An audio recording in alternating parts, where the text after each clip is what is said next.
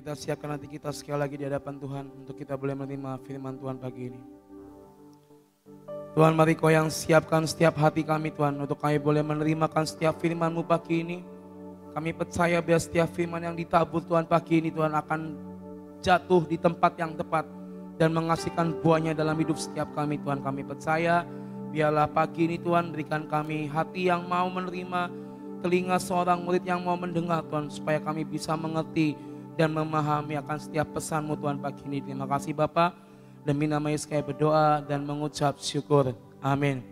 Shalom semuanya. Shalom. Shalom ya. Nah, saudara, pagi hari ini saya ini suka sepak bola. Jadi hari-hari ini Indonesia ini lagi bertanding kualifikasi untuk Piala Asia, saudara. Jadi tadi malam mereka main di pertandingan terakhir dan puji Tuhan Indonesia menang 7-0 dan Indonesia setelah 15 tahun tidak lolos Piala Asia, akhirnya tahun ini lolos ke Piala Asia. Dan saya percaya itu bukan sebuah hal yang mudah, tapi ada proses, ada pengorbanan yang akan dilakukan oleh timnas kita sampai akhirnya permainannya kali ini sangat luar biasa. Dan pagi ini apa sih hubungannya dengan firman Tuhan? Hari ini kita akan membahas tentang pertandingan iman, saudara. Karena saya percaya setiap kita punya kehidupan kita ini kayak pertandingan kita setiap hari. Ya, tadi di deklarasi tahun 2022 yang keempat boleh ditampilin lagi. Deklarasi yang nomor 4 tahun 2022 boleh ditampilin.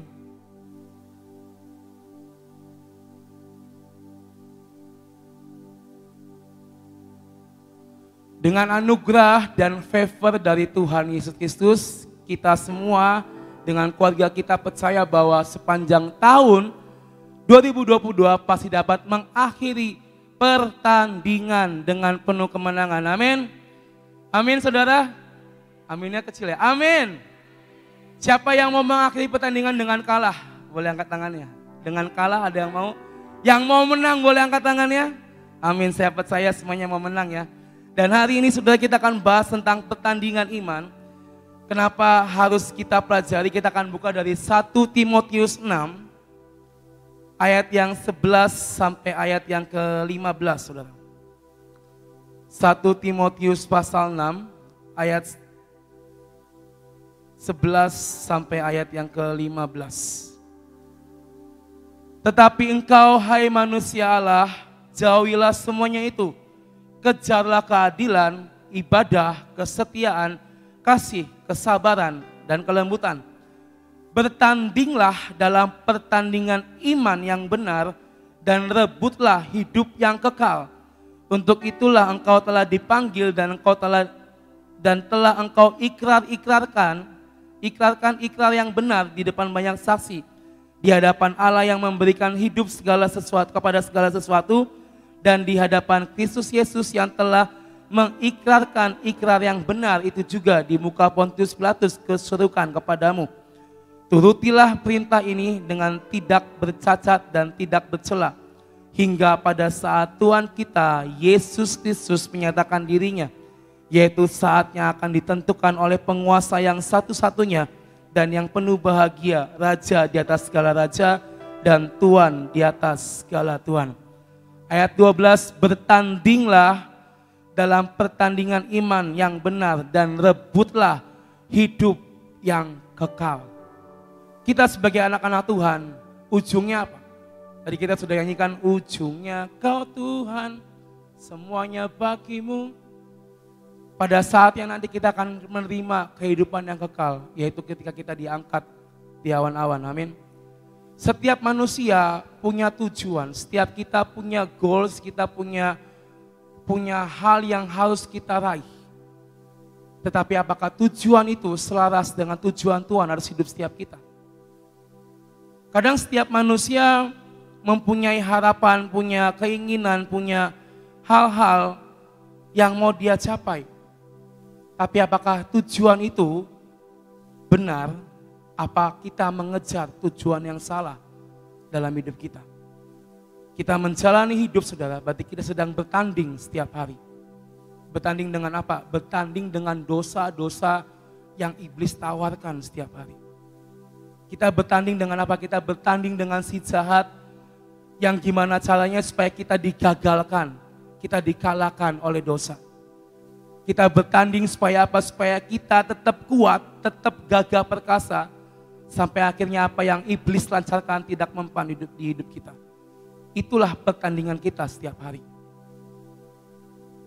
Bukan hal yang istilahnya kelihatan di mata, enggak, tetapi hal kecil pun yang mungkin tanpa sadar kita nyeletuk omongan yang tidak baik. Itulah pertandingan kita. Apakah kita bisa menang atas mulut kita? Atau kita mengizinkan si jahat memporak-porandakan mulut kita sampai akhirnya yang keluar dari mulut kita adalah hal-hal yang tidak baik. Tuhan punya tujuan untuk kita, amin. Ketika kita dilahirkan, Tuhan sudah mencatatkan rencananya atas hidup kita. Dan kita pun punya tujuan. Kadang kita ngasih proposal, Tuhan ini proposal saya Tuhan. Saya mau A, B, C, D, E. Saya punya tujuan A, B, C, D, E. Tetapi apakah tujuan itu tadi saya katakan, apakah kita mengejar tujuan yang benar? Apa tujuan yang salah dalam hidup kita? Ayat 12, inilah tujuan Tuhan untuk hidup kita. Bertanding dalam pertandingan iman yang benar dan rebutlah hidup yang kekal. Rebutlah kemenangan yang kekal. Timnas kita Indonesia bisa merebut kemenangan, memastikan mereka lolos ke Piala Asia tadi pagi. Kita ini yang bertanding setiap hari, saudara, dalam kehidupan kita. Apakah kita merebut kemenangan dalam hidup kita? Apakah setiap hari kita bisa menang? Atau mungkin kita malah kalah? Itulah pertandingan kita. Itulah pertandingan yang kita jalani dalam kehidupan kita. Ada orang yang ngomong gini, kehidupan orang Kristen itu seperti akuarium. Apalagi buat pelayan-pelayan Tuhan yang udah melayani, yang udah istilahnya ikut Tuhan lama. Hidup ini seperti akuarium. Kadang kesalahan sedikit, orang akan memporak-porandakan ya. Mungkin si jahat mengutus siapa, bikin kalimat-kalimat atau bikin berita-berita yang istilahnya banyak sekali bumbunya. Kadang orang bilang kehidupan orang Kristen itu seperti akuarium. Dilihat banyak orang. Sekalinya sedikit salah, maka akan dibilang, tuh kan pelayan Tuhan aja masih salah. Tuh kan WL aja masih gak benar hidupnya. Penari juga masih gak benar hidupnya. Akan dengan sangat gampang mulut orang berkata, tuh kan. Lihat tuh pelayan Tuhan di Gracia, tapi hidupnya masih gak benar. Akan dengan sangat gampang bagi banyak orang untuk menghakimi ketika kita tidak bisa menang dalam pertandingan kita. Hidup seperti akuarium, ya gak salah sih. Karena orang melihat kita mungkin adalah pelayan Tuhan. Tapi ketika ada kesalahan, akan banyak orang yang bilang, tuh kan padahal udah pelayanan tapi hidupnya masih seperti itu. Maka dari itu, untuk menghindari akan statement ini, menanglah dalam setiap pertandingan kita setiap hari. Kita buka dari Ibrani 12, pasal yang pertama. Ibrani 12 pasal pertama, karena kita mempunyai banyak saksi bagaikan awan yang mengelilingi kita. Marilah kita menanggalkan semua beban dan dosa yang begitu merintangi kita dan berlomba dengan tekun dalam perlombaan yang diwajibkan bagi kita. Kita diwajibkan punya perlombaan yang wajib, yaitu apa? Menjalani hidup dengan baik sesuai dengan firman Tuhan. Tadi dikatakan, karena kita mempunyai banyak saksi seperti awan yang mengelilingi kita, banyak pasang mata yang melihat kehidupan kita. Mari tanggalkan semua beban, semua dosa, semua kesalahan, semua kelemahan. Supaya apa? Supaya kita bisa bertanding dengan sebaik-baiknya dan kita bisa memenangkan pertandingan itu. Kita nggak bisa, saudara, bertanding dengan banyak pikiran. Itu nggak akan bikin kita jadi nggak konsen dan nggak fokus. Kita nggak bisa bertanding dengan semua beban, semua kelemahan. Itu akan bikin kita pasti kalah, saudara. Kita nggak bisa all out, kita nggak bisa sungguh-sungguh, dan sudah pasti kita sudah kalah sebelum bertanding. Tetapi yang Tuhan ingini, ayo tanggalkan semuanya. Berlombalah dalam perlombaan yang diwajibkan bagi kita dengan tekun. Jalani hidup sesuai apa yang Tuhan firmankan dalam hidup kita. Itulah perlombaan dan pertandingan kita, saudara. Saya percaya setiap kita pasti mau menerima kemenangan dan bukan kekalahan, amin. Gak ada orang yang mau kalah, semua maunya menang, semua maunya menang. Saya punya teman di Live tuh Devlin, itu kalau main games, itu selalu pengennya menang. Kalau kalah tuh dia gak bisa terima kalau dia kalah. Jadi kalau mau main games, ada acara games, selalu mau yang nomor 1, mau yang paling utama, mau yang menang. Tapi dari situ saya belajar, meskipun kadang terlihat sedikit, ya sekali-kali kalah enggak apa-apa lah ya. Gitu kan, kasih kesempatan buat yang lain. Tetapi ada hal yang saya ambil bahwa, yaitulah kita sebagai anak-anak Tuhan. Kita harus menang atas dosa kita. Kita harus menang atas kelemahan kita. Kita harus menang akan setiap beban kita. Dan hari ini ada 3 tahap yang akan kita pelajari dalam kehidupan kita. Yang pertama, 3 tahap untuk kita bisa lulus nanti dalam pertandingan iman kita. Yang pertama adalah kita harus berlatih setiap hari. Tidak ada orang bertanding tanpa berlatih, saudara. Tim basket terbang pun setiap hari latihan ya, Tante Ina. Untuk apa? Untuk supaya solid, supaya kompak, supaya lebih kuat, supaya dalam pertandingan nanti resmi bisa menang. Tim musik pun untuk pelayanan di ibadah utama juga latihan setiap Senin. Supaya apa? Supaya kompak, supaya satu, ya kan? Supaya semuanya bisa seirama. Gak bisa dengan ego masing-masing, gak bisa dengan kemauan masing-masing. Yang namanya latihan itu perlu dilakukan. Dan kita pun perlu berlatih dalam kehidupan kita. Melatih kesabaran, ya kan, melatih gimana caranya kita punya hati hineni, melatih supaya kita istilahnya tidak berprasangka buruk tentang orang lain, melatih supaya mulut kita tidak jor-joran, ya kan.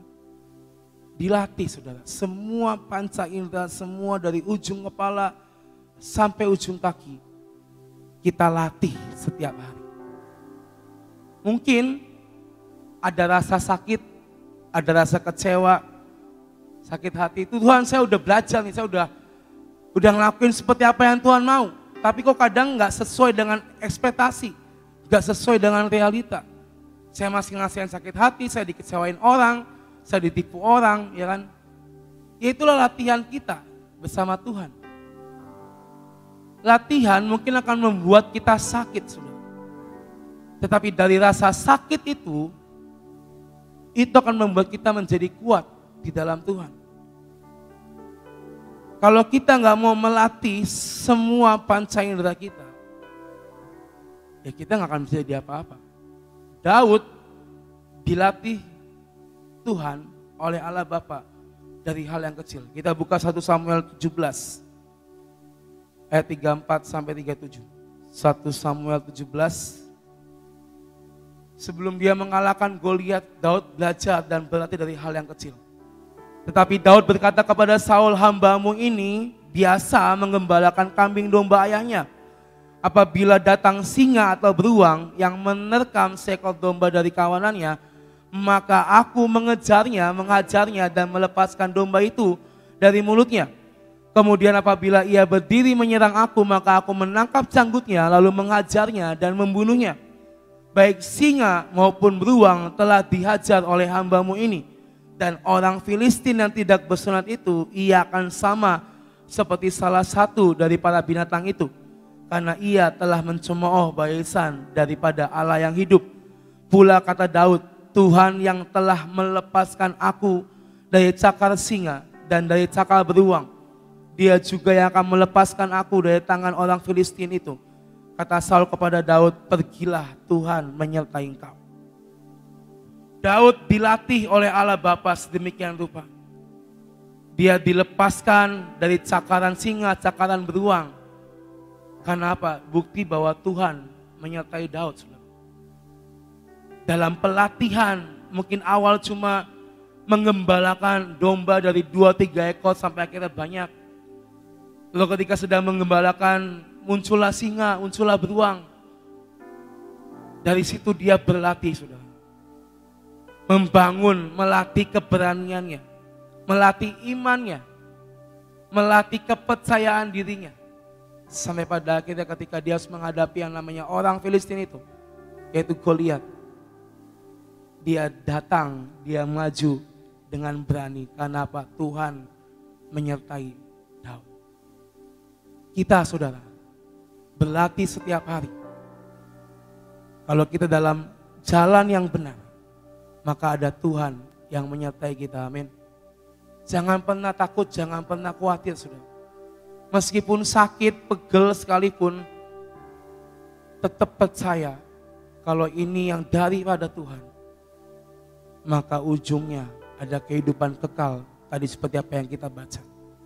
Jadi yang pertama, jangan pernah tolak pelatihan ini. Latihan kehidupan, pelatihan kehidupan kita, jangan pernah menolak. Lalu yang kedua, ujian, saudara. Sebanyak orang takut yang namanya diuji. Banyak orang yang takut mengalami ujian kehidupan. Aduh, nanti kalau saya susah gimana? Kalau saya istilahnya kekurangan gimana? Kalau saya nanti misalnya nggak punya apa-apa gimana?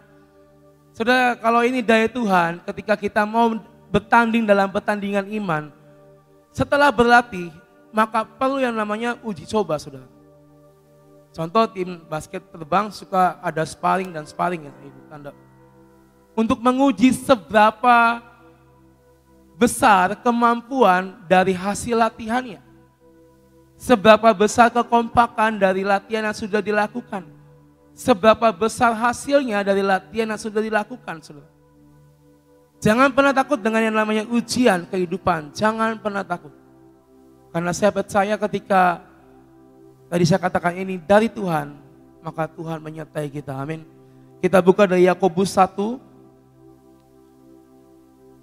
ayat 2-4. Hari ini lumayan banyak ayat ya. Yakobus 1 ayat 2-4 berkata seperti ini.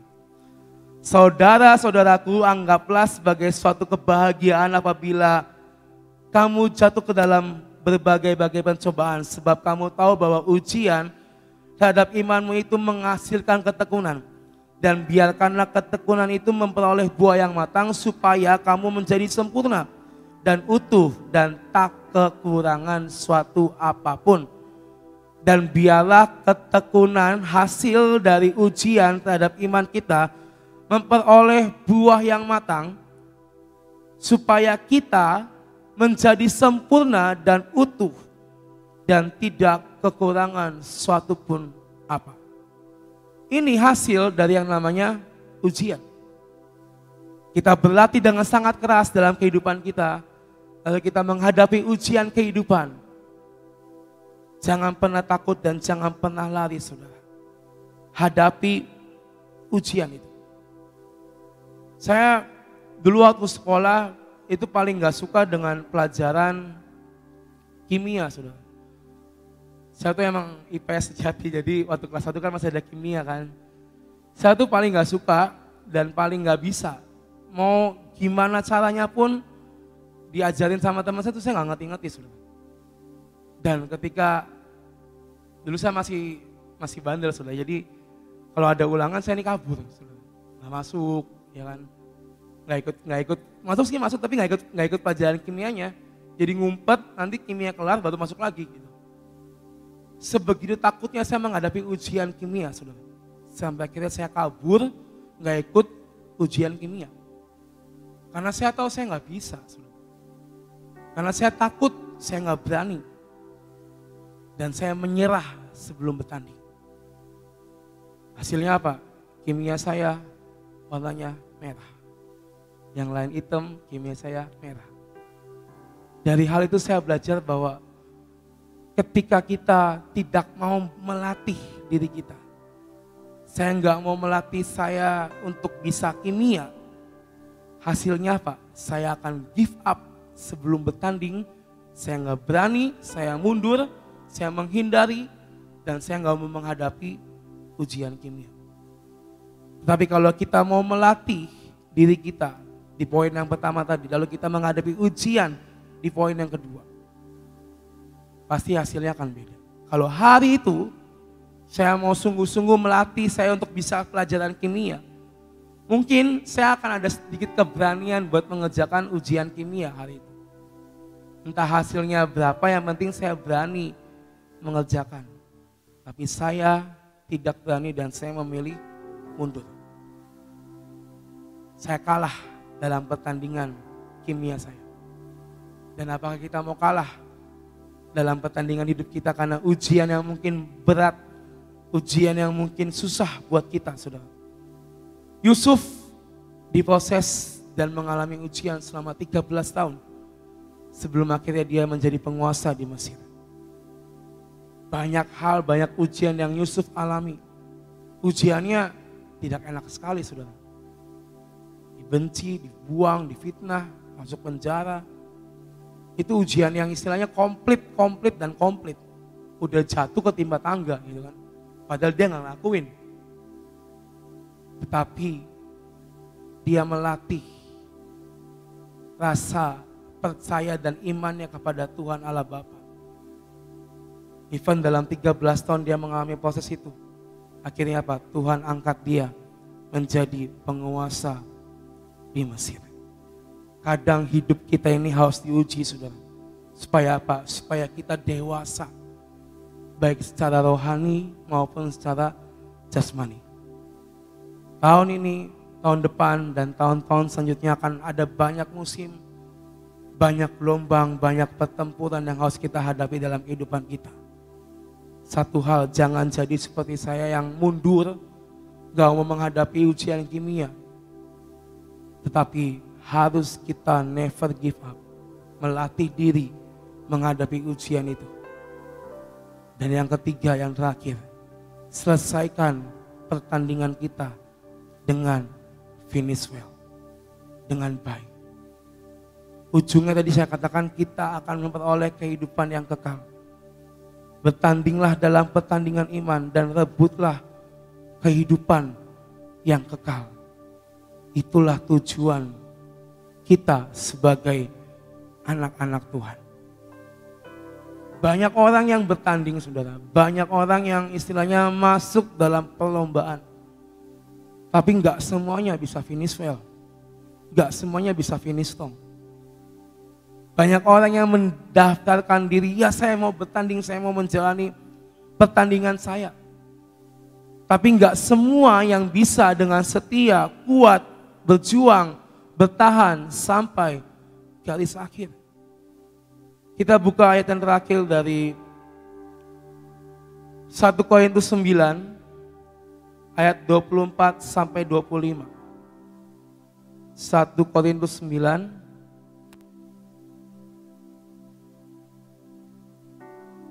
ayat 24 sampai 25. Tidak tahukah kamu bahwa dalam gelanggang pertandingan semua peserta turut berlari, tetapi bahwa hanya satu orang saja yang mendapatkan hadiah. Karena itu larilah begitu rupa sehingga kamu memperolehnya.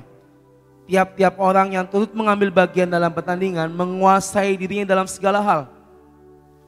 Mereka berbuat demikian untuk memperoleh suatu mahkota yang fana, tetapi kita sebagai anak-anak Tuhan mengejar dan memperoleh suatu mahkota yang abadi.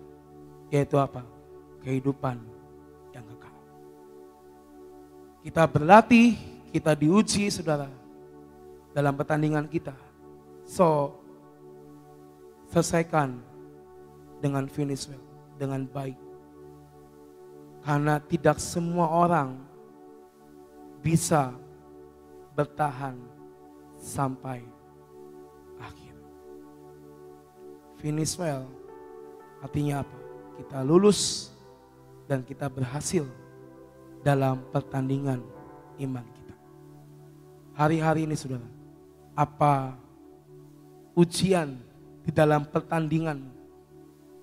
Engkau lagi menghadapi masalah, lagi menghadapi lembah penentuan, lagi menghadapi Yeriko yang besar sekali. Jangan pernah kita menyerah. Itu ujian yang harus dihadapi dan diselesaikan dengan finish well.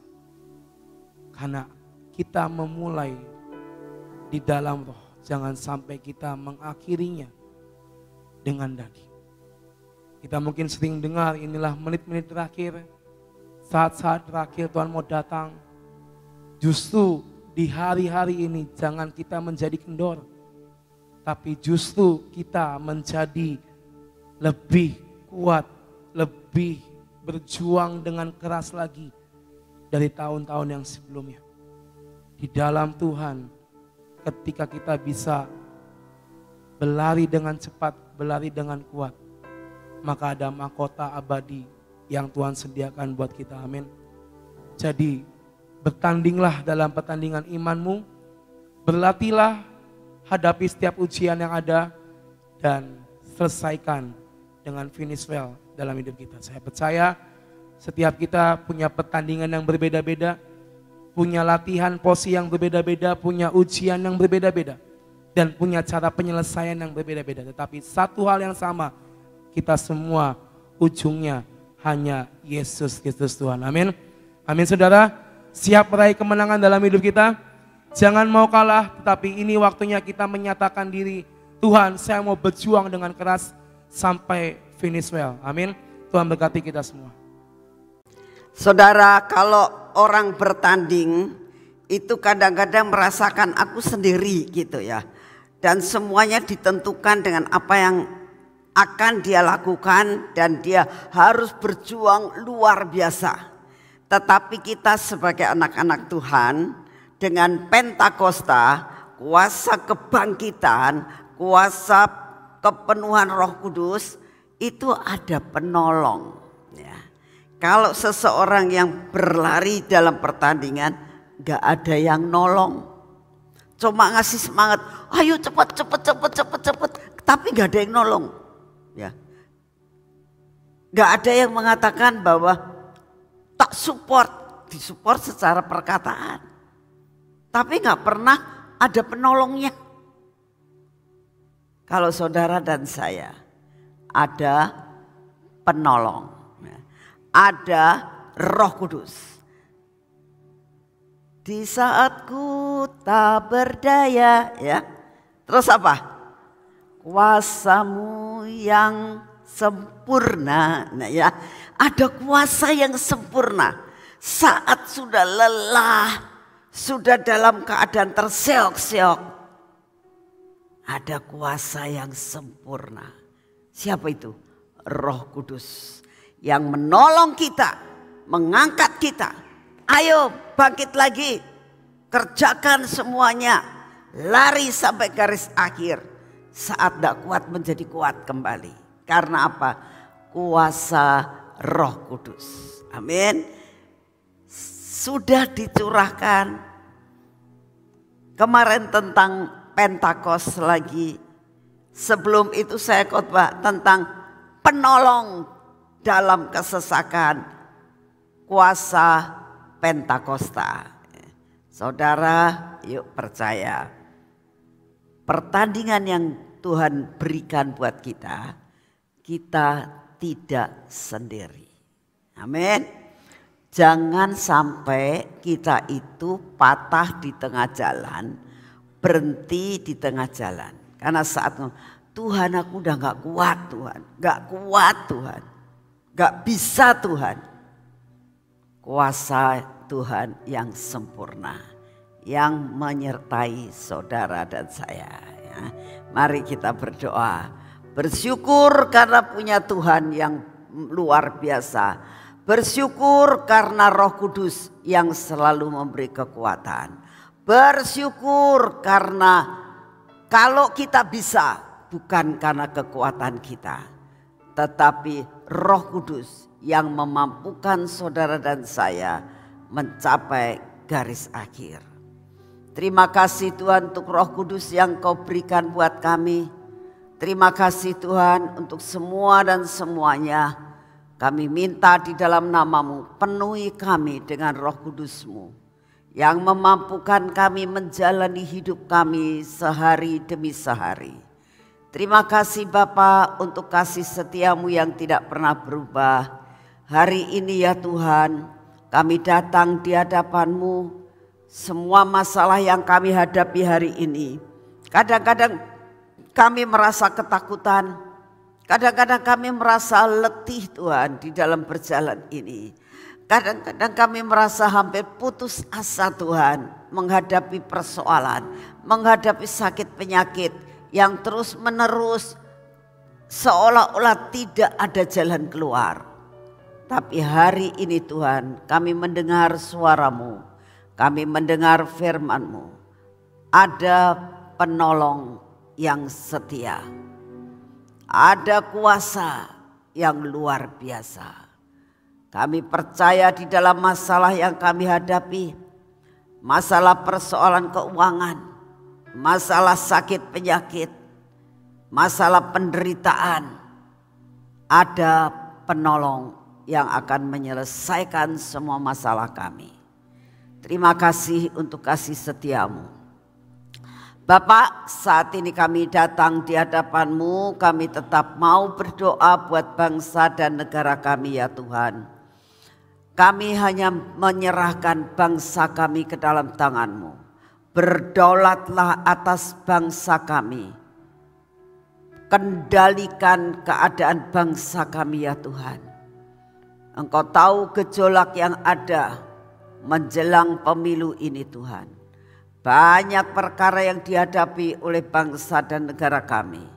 Kami mohon hikmat, kebijaksanaan, kesabaran yang daripada-Mu buat Bapak Presiden kami dan semua staf yang membantunya sampai dapat menyelesaikan, mengambil keputusan yang tepat Tuhan. Kami berdoa untuk seluruh oknum-oknum Tuhan yang ingin menghancurkan, yang ingin memporak-porandakan akan bangsa kami. Hari ini kami mau mempersembahkan mereka ke dalam tangan-Mu. Biarlah seluruh kejahatan yang direncanakan akan terbongkar sehingga dapat diselesaikan dengan tuntas Tuhan. Kami percaya Tuhan, Engkau akan mengendalikan akan bangsa kami. Berikan roh pertobatan buat setiap pemberontak-pemberontak yang ingin menghancurkan Indonesia. Beri roh kesadaran Tuhan. Semua ideologi yang bukan berasal daripada-Mu, Engkau yang akan mematahkannya. Terima kasih untuk kasih setia-Mu ya Bapa. Saat ini kami juga berdoa, berikan kepada kami daya tahan tubuh yang daripada-Mu. Kami minta daya tahan tubuh yang luar biasa, sehingga apapun juga yang terjadi di dalam dunia ini, kami tetap sehat, kuat, melayani Engkau sampai garis akhir. Karena tidak ada virus apapun yang berani mendekati kami. Terima kasih untuk semuanya. Terima kasih Bapak, Engkau sungguh amat sangat baik atas hidup kami. Segala pujian, hormat, syukur kami naikkan di hadapan-Mu. Kami tetap berdoa, biarlah lawatan, tuaian terjadi di seluruh Indonesia dan di seluruh 5 benua. Terima kasih untuk semuanya. Dalam nama Tuhan Yesus. Mari kita masuk ke dalam pengurapan.